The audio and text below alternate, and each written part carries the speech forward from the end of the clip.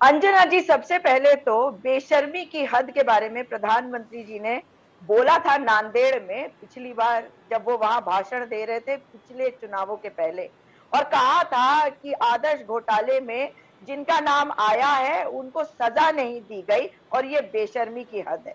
तो बेशर्मी की हद तो आज ये साफ हो गई है कि किसकी है, जिन्होंने उन्हें राज्यसभा भेजा।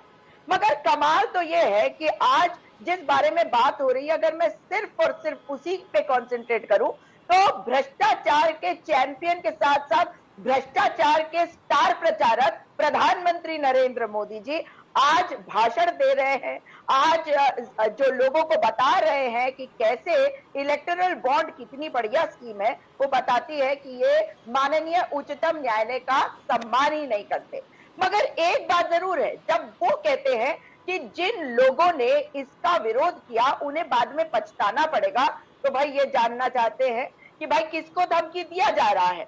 अगर हम बात करें अमित शाह की, तो वो कहते हैं कि अगर परसेंटेज निकाल लो तो किसको कितना मिला है ये पता लगाना चाहिए, और उसी बात को आगे बढ़ाने के लिए भारतीय जनता पार्टी के जो प्रवक्ता है वो कई तरह के सवाल उठा रहे हैं। मगर वो तो वकील है ना, क्या उनको ये नहीं पता कि अगर कोई कानून बनता है संसद में, तो अगर वो सुप्रीम कोर्ट कहता है कि असंवैधानिक है तभी जाकर असंवैधानिक होता है। और अगर हमने इस पर सवाल उठाया तो हमने शुरू से उठाया, हर डिबेट में उठाया।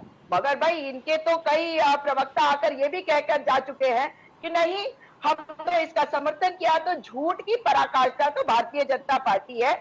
और अगर हम बात करते हैं जो हमें चंदा मिला या किसी और पार्टी को चंदा मिला, तो हमारे पास ना ईडी है, ना सीबीआई है, ना इनकम टैक्स। मगर ये बात तो साफ है ना कि लोग फिर भी हमें चंदा देना चाहते हैं।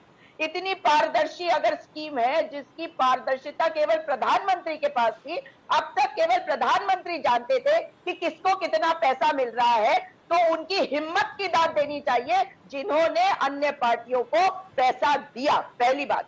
दूसरी बात, अगर हम बात करते हैं इस स्कीम की, तो इस कौन सी पारदर्शिता की बात कर रहे हैं प्रधानमंत्री जी? गजब है भाई।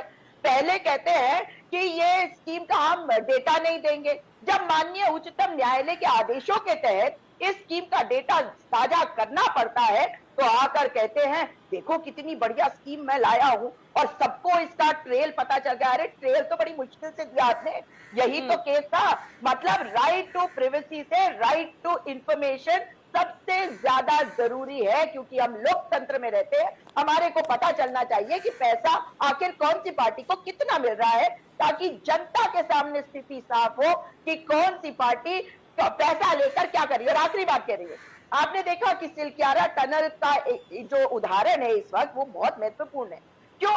क्योंकि इन्होंने जो ठेके दिए और घूस लिया, जो चंदा लिया और धंधा दिया, उसके अलावा सिलक्यारा टनल का जो हुआ, उसके बाद कार्रवाई आज तक नहीं हुई है उन लोगों के ऊपर जिन लोगों की कंपनी का नाम है नवयुगा, और जिनके वेबसाइट में कोने में अडानी का लोगो भी दिखता है। भाई ये भी बता दे प्रधानमंत्री जी, ये अडानी का ही लोगो है ना उनके वेबसाइट पे, या उन्होंने मार लिया अडानी जी का लोगो?